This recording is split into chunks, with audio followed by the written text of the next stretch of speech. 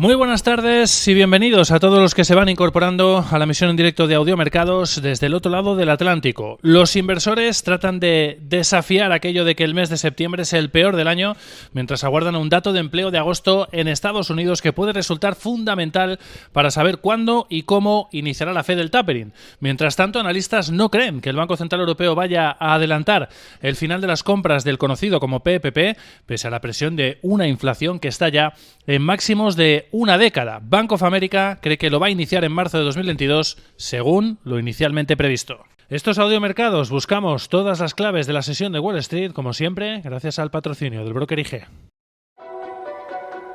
Si mantienes la cabeza en su sitio, cuando a tu alrededor todos la pierden, si sigues creyendo en ti mismo, cuando los demás dudan, ¿qué oportunidades ves? Si te encuentras con el triunfo y el fracaso, y consigues tratar a esos dos impostores por igual, si eres capaz de ver la oportunidad, el mundo del trading es para ti.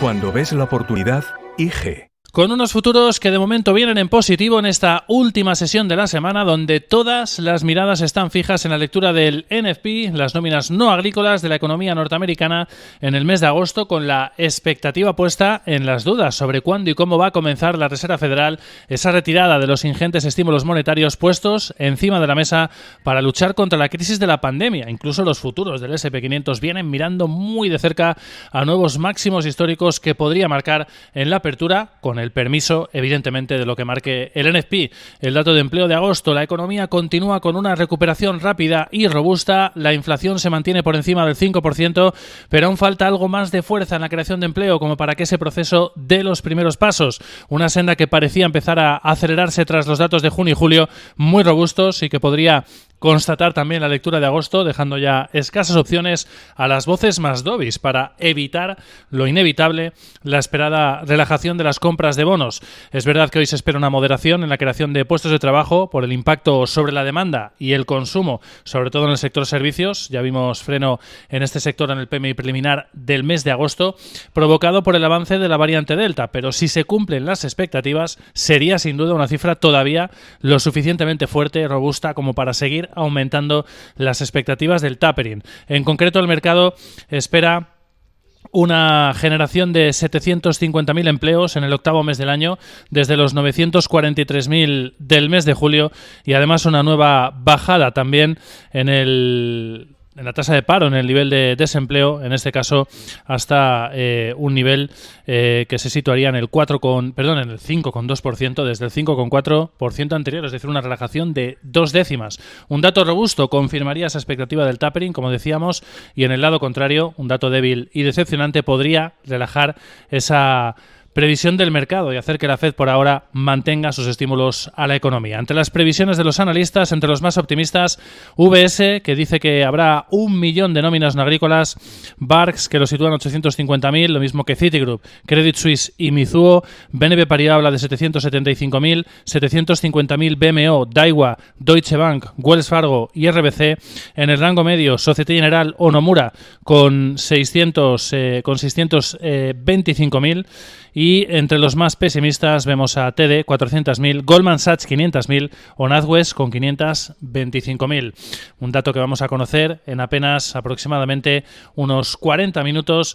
En la previa lo que tenemos son declaraciones del presidente de la Fed de Atlanta, Raphael Bostic, una de las voces que recientemente se ha mostrado más hawkish a favor de iniciar esa reducción de las compras de bonos. Sin embargo, ha mostrado esta vez un tono más dovish cuando hablamos de los tipos de interés. Asegura que de momento hay que dejar correr a la economía, ha dicho textualmente, en su fuerte recuperación antes de tener que acometer esa primera subida de tipos de interés, de tasas de referencia.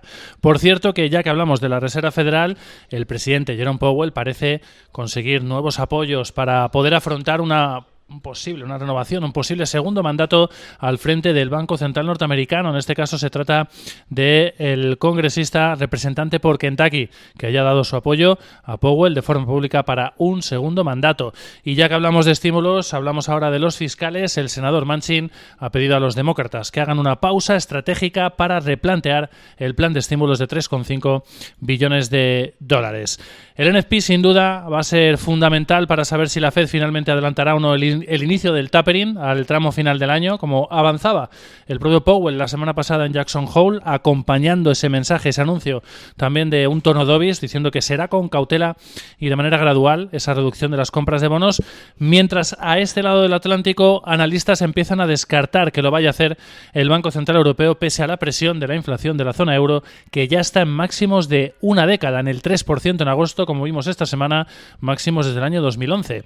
Bank of America ha dicho que cree que el Banco Central Europeo va a empezar a retirar las compras del conocido como PEPP, Programa Extraordinario de Compras contra la Pandemia, en marzo de 2022, a un ritmo de 50.000, 60.000 millones de euros mensuales, es decir, en la fecha en la que en principio el propio organismo lo sitúa en su propia orientación de política monetaria, es decir, que no cree que lo vaya a adelantar pese a esa presión de los precios. Además, Bank of America ha subido la estimación de crecimiento para la zona euro hasta el 4,8% en 2021 desde el 4,2% anterior y al 3,7% en 2022 desde el 3,5% previo. Sube, eso sí, también la estimación de inflación al 2,2% este año desde el 2% anterior y al 1,7% en 2022 desde el 1,5% previo. Y a la espera del NFP y también hoy de otros datos, en especial el PMI y el ISM no manufactureros, partimos de datos que han mostrado desaceleración de los servicios y de la economía en la zona euro por el repunte de contagios de la variante Delta del virus y también en la mayoría de países asiáticos, en especial en China, donde han caído los servicios en el mes de agosto a niveles de contracción. En Japón y en Australia los han profundizado. A esta hora los futuros, como decíamos, vienen en positivo con subidas del 0,17% para los del S&P 500, apuntando a nuevos máximos históricos en la apertura. Los del Dow suben un 0,13% y los del Nasdaq, los del sector tecnológico, un 0,16%. Como decíamos, evidentemente todo va a depender y queda pendiente de lo que marque ese NFP, ese dato de empleo del mes de agosto en Estados Unidos. El dólar index se mantiene plano a la espera de ese dato en las 92,18 unidades y el petróleo, un día después del acuerdo de la OPEP y aliados para, en este caso, pues confirmar o constatar ese aumento de la producción, el crudo americano se mueve con subidas del 0,36%, 70,24 dólares, y el Brent del 0,63% en los 73,49 dólares por barril. Algunos apuntes en el plano corporativo que nos llegan. Caídas hoy de momento para, en este caso, subidas para Broadcom, el fabricante de chips, después de haber superado expectativas ayer al cierre con sus ganancias trimestrales, está subiendo un punto porcentual en premarket, beneficio por acción de 6,96 dólares frente a los 6,91 esperados, ingresos de 6.780 frente a los 6.700 millones esperados por el mercado. Noticia hoy de Tesla, que ha retrasado el lanzamiento de su Cybertruck hasta finales de 2022, según avanza el medio especializado Electrek. La compañía china de transporte Didi podría quedar bajo el control estatal de la ciudad de Pekín. La compañía confirma la propuesta para comprar una participación por parte de las autoridades. Está subiendo un 2,9% en premarket de Wall Street.